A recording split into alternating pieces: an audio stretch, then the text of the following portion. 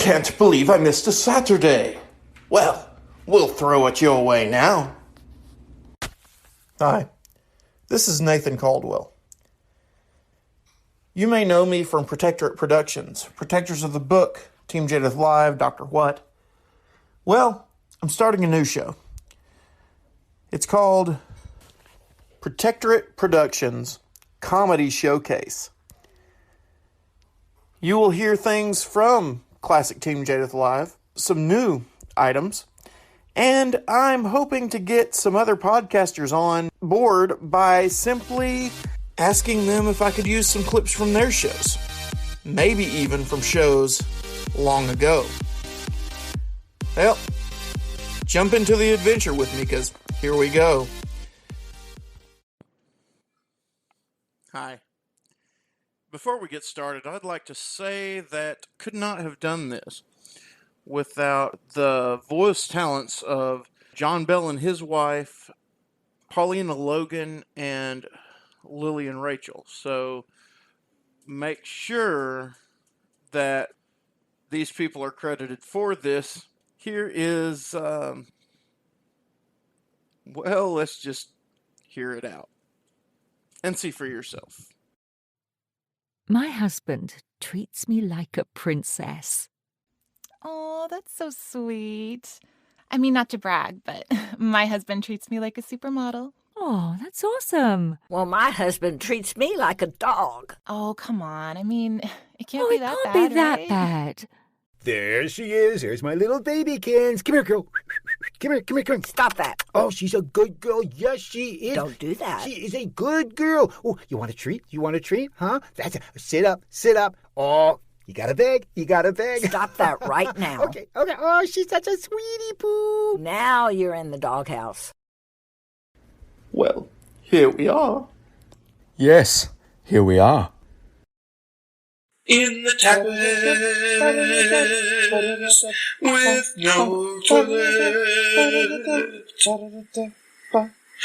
This is an episode of Dr. What? Dr. V. Doctor. Hey, Slice Pomoni here. The, Persons Court is now opened all up here, Honorable Judd Whopper presiding. Order in the court. Order in the court. Order? But I haven't a menu. Now cut that out. I haven't a scalpel either. Plaintiff. Oh, it's a tiff, all right. But I wouldn't call it plain. Stop that.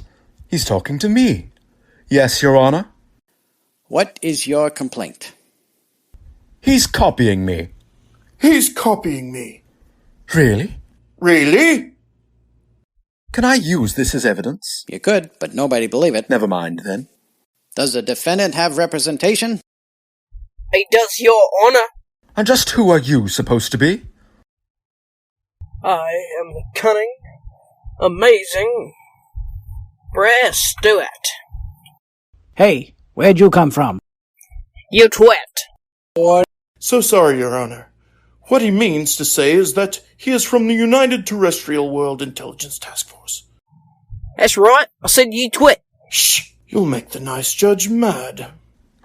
Since when did you care about that? Since the bailiff started looking at me funny. I thought you wanted to be funny. Perhaps, but I don't want to be strangled by my scarf. Speaking of scarves, by the way, isn't that one of mine? I refuse to answer that question on the grounds that it might humiliate me. So, what are you here for anyway? We need to hurry it along. I got a game to get to. Basketball. Cricket? Parcheesi? Poker. I've got an ace up my sleeve and I'm dying to use it. I had an ace once. Not yet, you haven't. Order in the court. Why? I didn't get my first order. Hey, quiet, or I'm gonna have to blast you. By order of the United Terrestrial World, I'm gonna have to arrest you, Mr. Bailiff, for threatening the dock here. He didn't threaten me. Not you. Me! That's right, our dock here is the silliness advisor. Let me guess. Unpaid. No, highly paid, just never listened to. It's bureaucracy at its finest. Yeah, you're alright then. I won't shoot the dock. Very well. I'll shoot you. Oh my! Where did he go? He disintegrated. You've killed him. Don't be ridiculous. There's been way too many deaths in this podcast already. Sly just turned him into a cricket.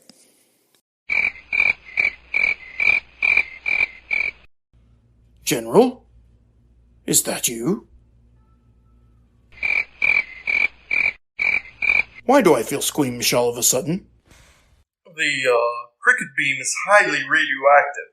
You're probably dying. Oh, this is ridiculous! Par for the course, I'd say.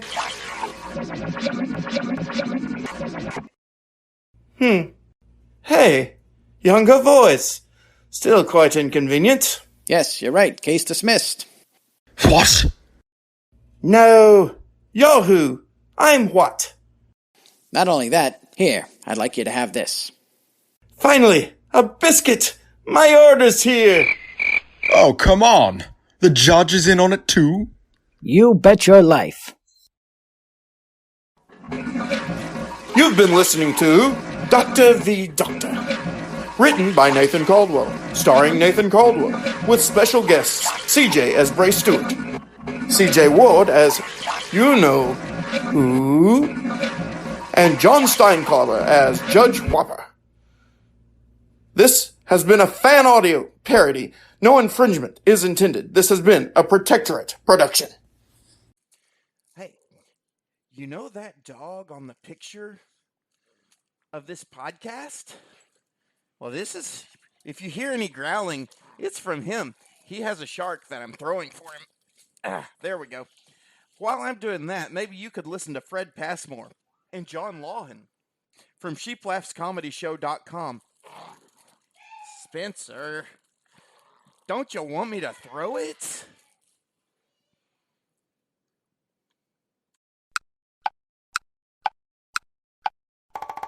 Dr. Seuss, as you know, once told a child's fable about the Grinch, who was quite unable to steal the cheer the holidays brought, and about the lesson that he was taught. But if you'll lend me an ear or two, I'll tell you a similar story that's new. It's about a man who commits a crime but discovers the truth that's older than time. It's a prime example of intellectual snobbery in what came to be known as the Great Church Robbery. The church was known for its love and affection, and they invited folks in from every direction. But to one neighbor named Mr. DeWitt, their invitations didn't matter one bit. DeWitt hated them, and for their Christian religion he held no love, not even a smidgen. He considered their pastor to be a big fake, and their clanging church bells made his head ache. Though he felt that way, not because of his head, but the fact that his soul was spiritually dead. So, with a heart full of meanness and doubt, he watched Sunday morning as their service let out, staring out of his window with a cold, ugly sneer at their warm handshakes and smiles full of cheer. "They'll all be returning," he said with a bark, "for tonight's service as soon as it's dark, and then with their worship they'll raise a commotion. But what it's about, I haven't a notion. They'll set that big church bell to ringing, then they'll all begin praying and singing. They'll pound the piano and the organ too, but why they must do it, I haven't a clue. Why, for too many years I put up with this stuff. It's driving me crazy. I've had quite enough." As he got angry thinking of how they would do it, he suddenly snapped, "I must put a stop to it. Without all their church stuff," he went on with a growl, "their bright, happy mood would quickly turn foul." Then a wicked idea hit his wicked old brain. "I'll pretend I'm a blind man with dark glasses and cane. I'll steal all their things, and if anyone spies me in my clever get-up, they won't recognize me." Yes, he felt quite proud and thought himself wise. So, armed with a plan and a tricky disguise, he cranked up his pickup with a gear-grinding lurch and pulled it up to the back door of the church. Then, breaking a window pane with a rock, he reached inside and opened the lock. "This is too easy," the fake blind man hissed as he tiptoed inside, cane clenched in his fist. Then he lowered his glasses and peered all around to make sure that no one was there to be found. "These speakers," he said, "are the first things I'll steal," as he loaded them onto his truck, the old heel. Then he ripped up and threw out the pads on the pews. Yes, he took every comfort, and the instruments too. Then he carried the songbooks, all he could heft, and even the Bible was not above theft. When he had taken all he could rob, he was turning to go when he heard a small sob. Grabbing his cane, he spun round with a whirl, and there stood by the altar a tiny young girl. Who's there? he asked while tapping his cane. You see, I'm quite blind and I don't know your name. My daddy's the pastor, and I'm Mary Sue. Then with trembling voice, she asked, Who are you? Just a friend, he said, no need to fear. as he motioned the little girl to draw near. DeWitt faked a smile and kneeled down beside her, and when she smiled back, the room, somehow, seemed brighter. You see? He lied. God sent me indeed, for even a blind man can see you're in need. So I'm taking the old out and buying all new, and as soon as I'm finished, I'll send it to you. So he pulled the wool over her eyes with his sightless act and clever lies, and he condescendingly patted her head, but he was taken aback at the next thing she said. Oh, kind sir, I wonder if I might pray that the Lord would give you your sight. And before he could answer or move out of the way, she lay her small hands on his brow to pray. Dear Jesus, I thank you for being so kind and to ask you to touch this man who is blind. Bring the light to his eyes and help him to see. So give him this gift, Lord, and do it for me. And when she had finished, his throat was all dry, and behind his dark glasses a tear dimmed his eye, and conviction had fallen on him like a great weight, but he croaked, Thank you, dearie, but now I'll be late. So go on back home now and don't say a word or tell anybody what you have heard. And as he watched the pastor's child depart, he felt a strange tug deep down in his heart. But he shook it off with a snort and a shrug, and as he was leaving, he threw out the rug. It was 6:30, soon the church would be full, so he cranked up the pickup and away he did pull. Up the winding dirt road to the top of the hill, he drove with their stuff, which then he would spill. When he came to the top, it was getting quite dark as he drove toward the cliff and put it in park. He jumped out of the truck and strode to the ledge and stood looking expectantly over the edge. They know by now, he said with a grin, that their services there have all been done in. They're wailing and moaning and they'll all shed a tear. That's something, said DeWitt, that I wish I could hear. But he could hear a sound, quiet and low, rising up from the church in the valley below. But this sound wasn't tearful. Why, it sounded quite cheerful. Everyone there, to the smallest fellow, was singing their favorite songs a cappella. He hadn't stolen their joy. It remained. In spite of their losses, they worshipped the same. Maybe their joy doesn't come from what's done. Perhaps, he smiled, it comes from someone. But suddenly his heart was clutched with cold fear as he noticed the pickup had slipped out of gear. It rolled toward the cliff edge, that rusty old clunker, as he leaped in its path and shoved hard on the bumper. But it didn't slow down, though his feet plowed the sod, and for the first time in his life, DeWitt prayed out to God. Lord, I know I was wrong, all these church things to take, so save them, and me also, for Jesus' sake. And then the light of heaven shone in, as Mr. DeWitt was born again. And he felt a strange power he'd not felt before, as he found the strength of Samson and more. He stopped that old truck and turned it around. Then he hopped up inside and drove down to the town. He pulled up at the church and brought back what he took, each musical instrument and every songbook. Then he went to the altar, and beside it he knelt, as he praised the Lord Jesus for the peace he now felt. And he hugged Mary Sue as she climbed on his knee, for her prayer had been answered, and now he could see.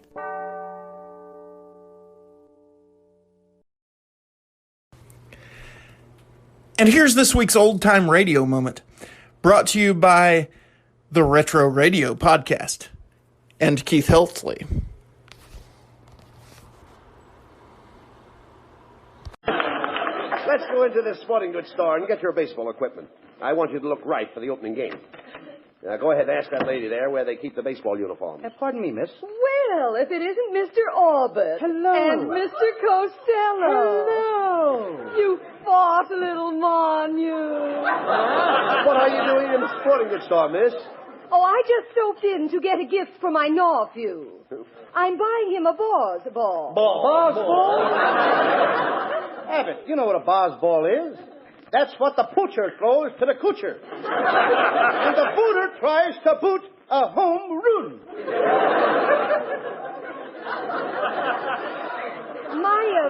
My nephew is just a lotto chope, but his ambition is to be a Brooklyn Dozier catcher. Well, if he's only a little guy, why don't he join the Detroit Tougers and be a short stoop?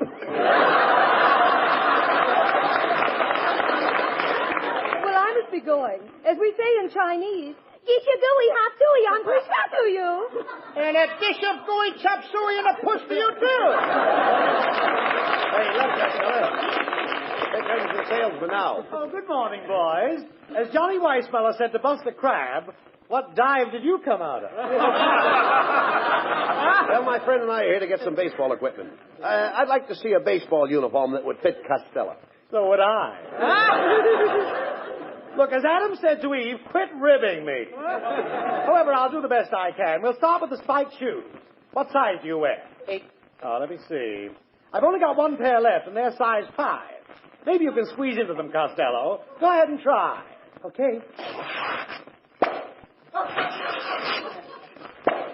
What do you know? Open-toed baseball shoes. Now for the uniform. My, you're certainly a pudgy little rascal, aren't you? Mm-hmm. Aren't you overweight? I'm about 120 pounds overweight, but I'm going back to my normal weight. Yes, what's normal? 60 pounds overweight. Costello, you should really go on a diet. Yeah, of course you know what a diet is, don't you? Oh, sure. That's where you can eat all you want of everything you don't like. Young man, if you really want to reduce, why don't you exercise with a couple of dumbbells? Okay, I'm ready whenever you and Abbot are. All right. Cut that out. Oh, we've got to get your baseball equipment. Mister, do you have any bats? Oh, certainly. Here's a fine bat. Autographed by Slaughter of the Cardinals. This bat was made for Slaughter. Ain't you got one that was made for baseball? When he says Slaughter, he means Slaughter the baseball player. Slaughter the baseball player? With that bat, you could slaughter anybody. No, Costello. I'm talking about Slaughter. Everybody knows Slaughter. He knows Slaughter. Well, maybe he knows Slaughter, but I don't know him. You idiot. Everybody knows Slaughter the baseball player. Slaughter is the man's last name. What's his first name? He knows. Now, there's a clever guy. He knows his first name. Oh, look. Let's forget about the bat. Look, mister, do you have a baseball cap that will fit Costello's head? What size pencil sharpener does he wear? Yeah. Oh, a baseball cap. Oh, yes, here's a dandy. This is the kind fella wears. What fella? The fella with the Cleveland Indians. There's 9 players with the Cleveland Indians. Which fella are you talking about? Oh, young man, when I say fella with the Cleveland Indians, I am only referring to one fella. The fellow that pitches for the Cleveland Indians. When you say the fellow with the Cleveland Indians, you're only referring to one fella. The fellow that pitches for the Cleveland Indians. Yes. As Orville said to Wilbur, you're right. How do you like that? Now they're doing our routines in sporting goods stores. Oh, forget about him, Costello. Hey, wait a minute. I've got an idea. Mrs. Wetwash's late husband used to be a big league ball player. Now, he was a home run king, in other words. Now, maybe she'll give you one of his bats for good luck. Let's go over to her house and ask her. Oh, okay. I'll go right over now, huh? You're right, Abbot. As John Adams said to Henry Wadsworth Longfellow. How do you like that? I forgot what John Adams said to Henry Wadsworth Longfellow.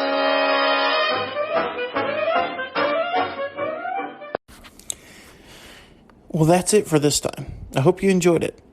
I enjoyed making it. See you soon. Have a good day, and remember, laughter, it's a really good medicine.